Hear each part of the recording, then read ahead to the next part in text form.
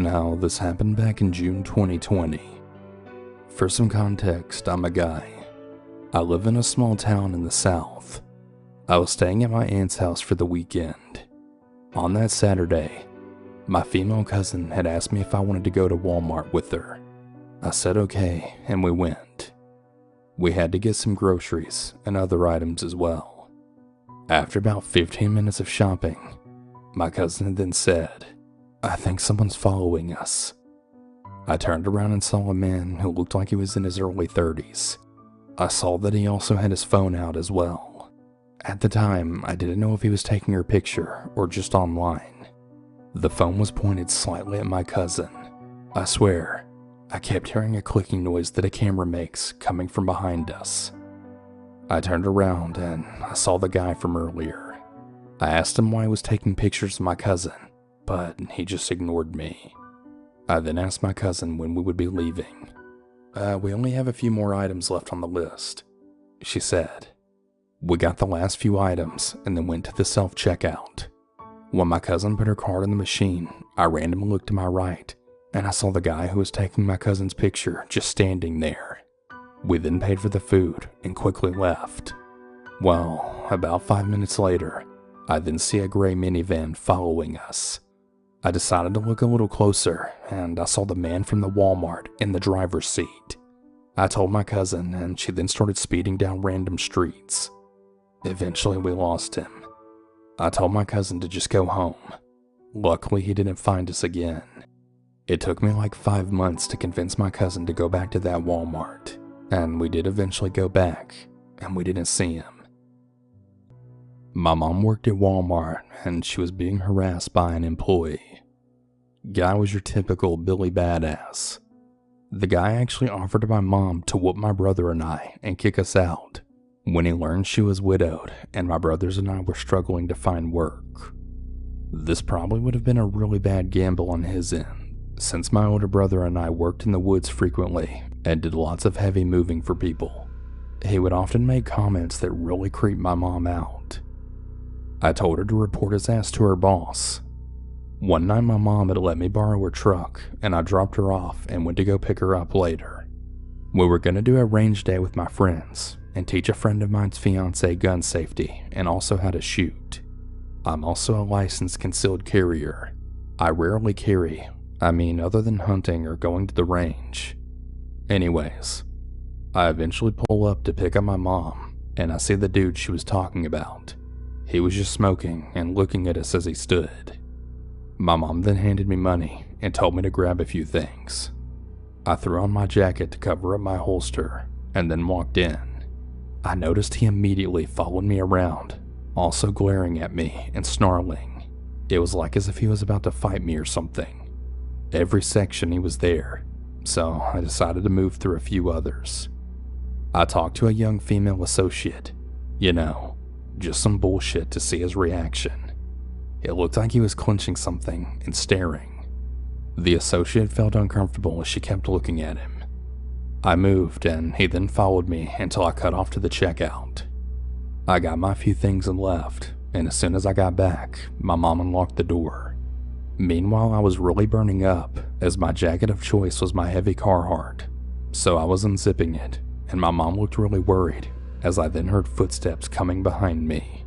I turned to see him walking at me. He saw the holster and he stopped. Excuse me, can I help you?" I inquired, kind of forgetting that I had my holster on still.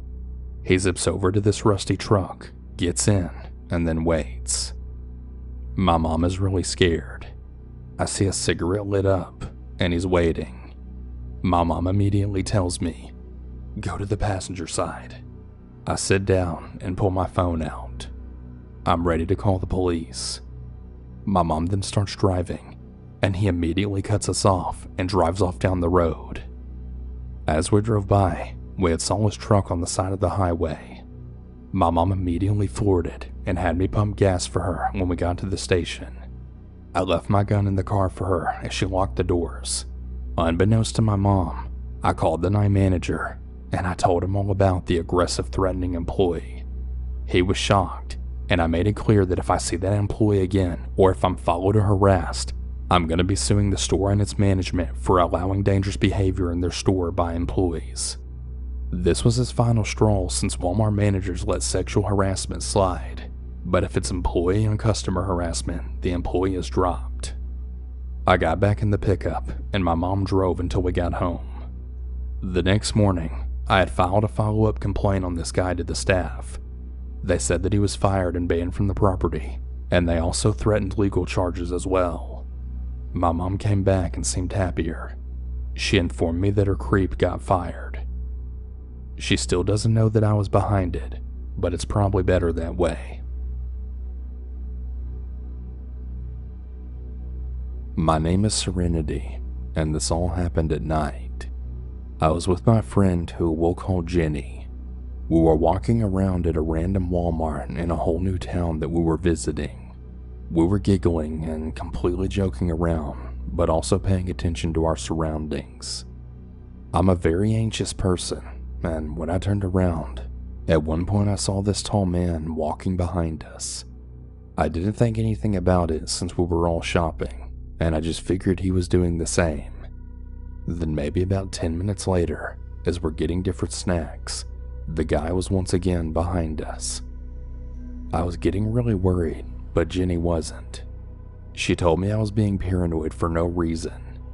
So I brushed it off and we went back to looking around and laughing. We then went over looking at the arts and crafts section, and I turned around to look at Jenny, and that same guy was right there again, acting like he was looking at something. Jenny then looked at me and was like, "Let's go look at the toys real quick, and maybe look at the games too."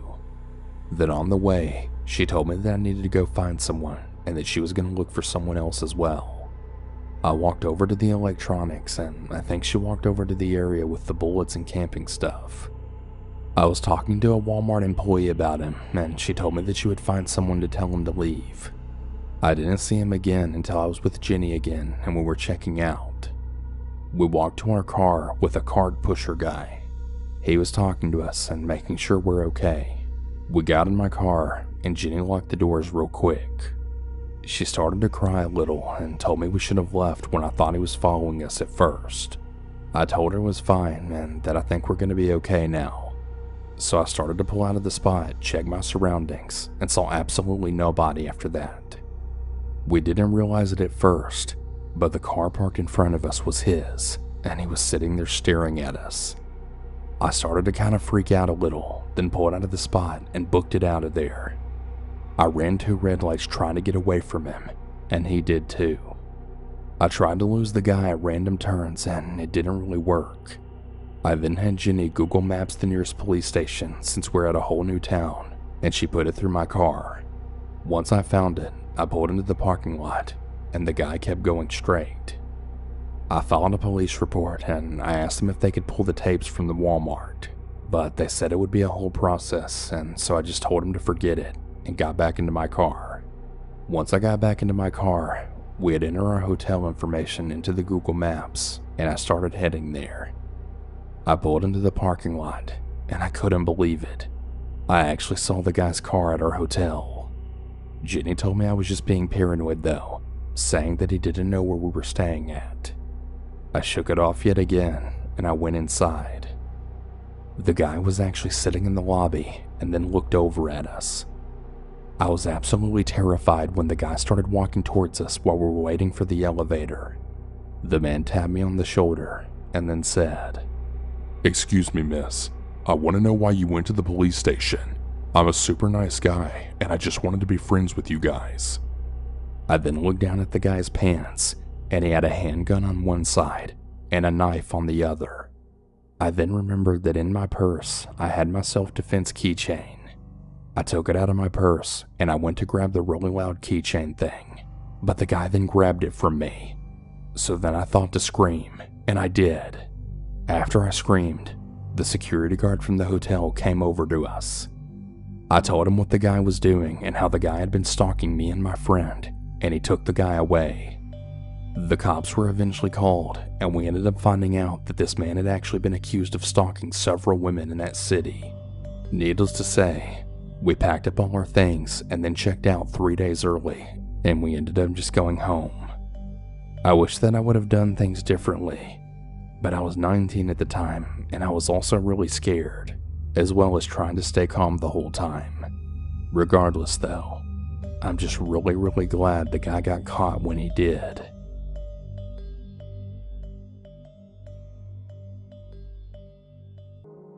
Now this happened last night and I'm still freaking out about it. I really wish I had called the cops. I might actually still make a report later today. So for reference, I'm a tall 26-year-old female, and I have 2 beautiful daughters, 3 and 5 years old. We live in New Mexico in a small town about an hour and a half away from the city. With that being said, on to the story. My sister came from out of town to visit, so we all met up at my mom's house to go hang out. Of course, not seeing my sister for a while naturally led us to hanging out late. We ended up leaving around 9:30 p.m. On the way home, I decided that we should stop at Walmart and grab a few things we need, since we're in town and live so far away from any stores. First though, my daughters and I stopped for gas because I really hate getting gas any later than 7, because, well, all the weirdos are around, and obviously it was well past 7 at this point. My daughters and I were having a blast in the car, just singing and making fun of each other on our way to the gas station. My girls were super excited to go to the gas station because the one we stopped at is really huge and it has this big aisle full of toys that my girls were already asking to look at. Anyways, as we park, I get out to put my mask on, and I notice out of the corner of my eye 2 guys in a bluish silver Honda staring in my direction. One of them was pointing at me through his windshield, which wasn't tinted, so I could easily see into his car. His car is parked at the pump directly behind my car, and I'm parked right in front of the gas station's door. I didn't get really nervous right away because I grew up in this town and I used to hang out with a really bad crowd as a teen. So in return, I know some sketchy people, unfortunately. So I thought maybe they just recognized me. That is, until they got out of the car. I turned to look at them, and I know I'd never seen them before. So I just made a note of it, and then went back to getting my daughters out of the car. When I got my girls out of the car, I had turned to my left side towards the gas station door, and I noticed the more thug-looking guy was just standing there with his arm under his shirt, to where I pretty much couldn't see his hand. I noticed something reflecting light near his waistband. I knew it didn't look like a gun, but instead looked like a handle to a really large hunting knife. I was immediately put off by this, and I felt my body heat up and a wave of anxiety wash over me. Every bad thought just started racing through my head. Like I said before, I used to hang out with a really bad crowd, and I've really been through and seen some things that I wish I didn't. But because of that, I'm a paranoid person and tend to be hyper aware of my surroundings. Don't get me wrong though, just because I'm petite doesn't mean I'm not strong. I can certainly pack a punch, trust me. Anyway, I grab my daughter's hands tightly and start ushering them inside. The guy then says, "Whoa, let me get that door for you." I smile and just say thank you, confidently not breaking eye contact with him. I don't know why, but I always tend to read people by their body language and eyes instead of the words coming out of their mouth, and this guy's body language felt aggressive. I had that feeling of dread completely wash over me. I got my daughters inside, and to my relief, there was kind of a lot of people inside, so I was able to relax a bit. My daughters went straight to the toys, and I followed, allowing them to look at them for a minute. We then got our snacks, paid for gas, and went outside to move my car to the pump. As I parked and started putting the fuel in my car, I opened the back doors and buckled up my daughters. As I'm leaning over, I had looked out my front window and I noticed the guys coming out in a hurry. For some reason, my fight or flight kicked in and I shut the door. I took the pump out of my car and put it back in, even though I still had $3 left, but I didn't care. I walked around my car to get into the driver's seat, and as I shut the door, I then glanced over and noticed the driver of the other car turned all the way around staring at me. Right then and there, I knew I was in trouble. My hands started shaking. I buckled up and peeled out of there. I didn't even care if I got pulled over by a cop. In fact, I was kinda hoping I would because that would probably be a good thing. I looked in my rearview mirror when we stopped at a red light, and I had then seen the car coming up behind me. The light was red, but there were no cars coming from either side, so I decided to just run the light, and what do you know? The car followed. I'm now internally freaking the fuck out now. My oldest daughter starts picking up on this and asks if I'm okay. What's wrong? I tell her nothing and that I'm just really tired and want to go home, so I think we'll just go to the store tomorrow. She then says okay. All I can think about is getting out of town and onto the road that is practically a straight road for half an hour. If I can get on that road, I can lose these guys, because luckily for me, I have a 2014 Impala that was a cop car, so it has no governor and actually has a performance mode, which I can turn on when I hit the traction control button. I glance back and I see this car is so close to me and I'm scared they're gonna hit me. I see something waving out of their window and I realize it's the guy holding his knife and he's trying to get me to pull over. No, fuck that. What, do they think I'm that stupid? The guy starts swerving back and forth trying to scare me, and I'm just praying I make it because once I make this last turn onto the straight road, I then lose cell phone service too. I actually remembered a story on Southern Cannibal's channel about a girl being followed and how she tricked the person following her because they didn't know all the roads and the turns on them. I'm hoping I lose them before we get into the actual mountain where there are sharp turns, but if not, I now have a plan. We finally get to the straight part of the road, and the car's trying to come up to the side of my car. So I wait till he gets close, and I hit the button. My car then picks up speed and really fast. I don't lose them though. They were still following me, and we're about 20 minutes out of town. And I know the turns are coming up quick, and you have to slow down, because there's no way you can take them that fast. Plus, there's usually always elk and deer on the road at this time. I begin to start crying from all the fear and stress because my baby girls are in the back seat. My youngest keeps telling me to slow down and that she's scared, and my oldest keeps asking me what's wrong and what's going on. And I'm just trying to tell them that we're okay, that we just need to get away from the bad car that's behind us. Sure enough, we start rounding the corners, and what do I see? A fucking elk in the road. I know this was a dumb decision, but I didn't see any other choice at this point. The elk was in the other lane walking across away from my lane, so I decided not to slow down and just pray and hope the elk doesn't come towards me. We fly right past it and the elk doesn't move. I keep glancing back and I finally see the car coming and they make it past the elk as well.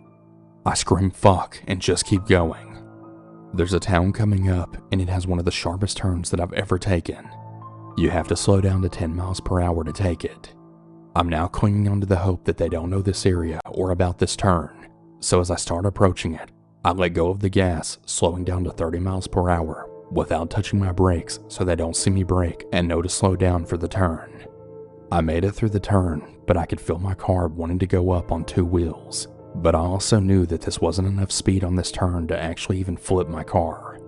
I start hauling ass out of there and I can hear screeching tires, so I know it worked. They took it too fast, which gave me enough time to lose them. I come up on the second little town. I turn down a road and turn right onto a dirt road and shut my lights and car off. I managed to find my phone and thank God, I have 2 bars on it, enough to call my kid's dad and tell him what's going on. He says he's on his way, and at the same time I'm on the phone, I see the car pass. I tell my kid's dad this so he knows they're headed straight towards him. I'm sitting there trying to calm down my kids, but it's not working because I'm crying and shaking so bad that I can't even keep my hands on the wheel or hold my keys. It felt like hours, but the car never passed back by us. I'm still so nervous and just waiting for my kid's dad to show up. He finally shows up and he tells me to calm down and just follow him closely home, which is still 7 miles away. I'm following him, but we never see the car again. We made it home safely, so we put our kids to bed, and I explained everything that happened to my kid's dad.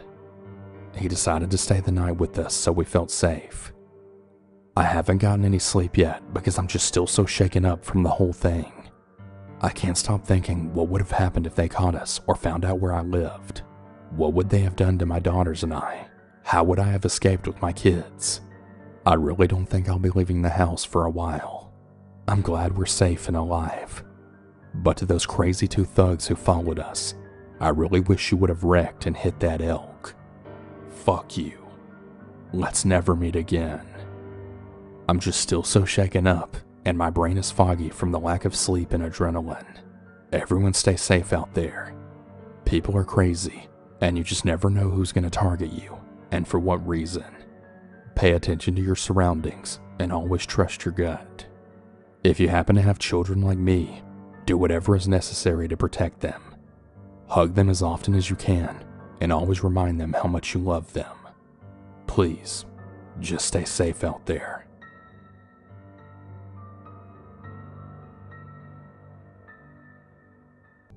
So a couple of years ago, I was job searching, as it was time for me to finally find a job. One day, when I was submitting applications online, I received a phone call from my friend Josh. I told him what I was up to at the time, and that's when he asked, "Why don't you just come to work with me?" Josh worked at one of those cheap motels, and I was pretty sure he got paid minimum wage, but a job is a job. I asked him what I would need to get the process started. He told me to just go down to the motel and submit an application. He said that they were looking to hire someone anyway, and if I put him down as a reference, I would probably get the job pretty easily. So I took his advice, and the following day I went down to the motel. It was the first time I'd been there in person, and it really was as dingy as my friend had described. But at rates of $50 per day or $250 per week, you can't really expect any form of luxury. I walked into the motel's office, if you could even call it that. It was essentially just one of those motel rooms with the kind of door that is split in half, so only the top will open if you choose. And instead of a room number, it said office on it, with those plastic stick-on letters. Inside the office, there was a middle-aged man sitting at a desk that consisted of a small plastic fold-out table littered with paperwork. After asking me how he could help me, I told him that I was Josh's friend and was there to fill out an application. The man seemed pretty enthusiastic about this and told me that Josh had mentioned I would be stopping by. After about 30 seconds of searching through paperwork, he finally found an application and handed it to me. After about another 30 seconds, he found me a clipboard. The application was very short and simple. It was one of those generic one-sided forms where only the most basic information was being requested. After about 3 minutes of writing and checking boxes, I handed the application back over to the man. He seemed to only take a few seconds to glimpse over what I had written and proceeded to ask me if I had any previous experience doing this type of work. I told him that I hadn't. He asked me about my availability and explained how much and how often I would be getting paid. And that was it. 3 minutes of filling out an application and about a minute or two of interviewing, and he asked me when I could start. I told him I was available to start as soon as he needed me. He definitely seemed happy about this and went on to tell me that he and his wife would be going out of town soon and he would need to get me trained before he left. We agreed that I would start training with him the following morning. I thanked him, we shook hands, and I left. I called Josh on my way home to tell him the good news and that I would be starting the next morning. So the following day comes. I was a bit nervous, but not too bad, having met my boss the day before. He was definitely a bit off, but also pretty laid back and made me feel pretty comfortable overall. I found out my first day that my training was going to be a bit expedited, as the owner was leaving in just 3 days for his trip. Overall, it wasn't a very complicated business to run, but it was still a lot to learn in such a short amount of time. Checking guests in and out, completing various forms, processing different types of payments, cleaning the rooms a certain way, how to troubleshoot various issues, etc. After the 3 days of training, I was going to work one shift with my friend Josh, and after that I would be all on my own.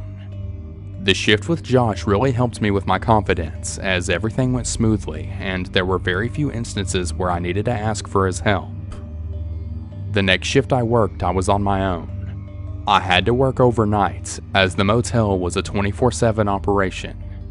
Josh assured me that this was the easiest shift, and most night shifts consisted of killing time. There might be the occasional person looking for a room in the middle of the night, or the occasional guest having a request, but for the most part, it remained pretty quiet. Although Josh said he'd be asleep in bed throughout most of my shift, he said he'd keep his phone next to him and that I could call him if I ran into a jam. This all gave me enough assurance, and I headed into work that night without any serious worries. The first few hours went by without anything eventful happening. I had one phone call from a girl asking if we had any rooms available. I told her we did, and she said she'd call back in a little bit. Aside from that, I just continued killing time on my phone. At around 2 a.m., I noticed a car pull into the parking lot. A man got out and began looking around. Once he spotted where the office was, he started heading over. Although he looked a bit disheveled, nothing really stood out about him. He stumbled into the office and kind of just started looking around, as if he were confused about where he was at. Hi sir, can I help you with something? I said. He then made eye contact with me at this point and just kind of awkwardly stared at me for several seconds, before finally saying, "A room." I asked him if he just needed a room for himself for the night, and he replied by simply nodding. I gave him a form to fill out and asked him for his ID and credit card, which he complied to. While I was putting his information into our system, I noticed some unusual movement out of my peripheral vision. I looked up at the man and he appeared to be trying to swat at and get away from some type of invisible fly. I did my best to ignore his weird behavior and pretended I didn't notice. I finished the man's registration, thanked him, and gave him his key. He kind of just looked at me for a moment and then walked off. That was pretty weird, I thought. I just kind of shrugged it off and went back to playing around on my phone. A few minutes later, the silence surrounding me was abruptly interrupted. I heard some distant shouting. Although I couldn't make out what the individual was saying, I could tell they were getting closer and closer to where I was at. Before I knew it, the strange man re-emerged into the office. He seemed very agitated and was shouting at me that he couldn't get into his room. He began yelling things like, "I can't get into my room. Why won't you let me into my room?" I was a little intimidated at the man's level of hostility, but calmly and professionally apologized to the man. I assured him it must have been some sort of mistake and that I would give him a different key to get into his room. This seemed to calm him down a bit. He grabbed the key from my hand and stormed out of the office, again being hostile. I was almost certain that I had originally given him the right key, but prayed that I had made a mistake that was now resolved. For the next few minutes, I was still on edge, just waiting for the inevitable to happen, and of course it did. Before I knew it, the man was storming back into the office, once again yelling at me for not being able to get into his room. Once I saw him coming, I quickly locked myself into the smaller back room. I knew he saw me go in there, but I was scared at this point. He started pounding on the door, demanding I let him in. He began pacing around the office and rambling like some type of lunatic. I couldn't make out much of what he was saying, but I did hear him say, "Kill her. Someone has to kill her." I had no idea who or what he was talking about. Being a guy myself, I at least figured he wasn't talking about me. He eventually began pounding on the door yet again. I told him I was on the phone and would be right out. I know at this point I should have called the police, but I don't want to resort to that on my first night working alone. It would also disrupt my boss, who was out of town on a trip. Through the door, I told the man that I would personally walk him into the room and try to get the door open, and if for some reason I couldn't, I would give him a different room. This seemed to calm him down a bit, and I finally felt comfortable enough to open the door. I took the key from the man and we started walking towards the room. I was leading the way, so the man was walking behind me. I kept turning around every few seconds as I didn't really trust this guy, and I was almost anticipating an attack.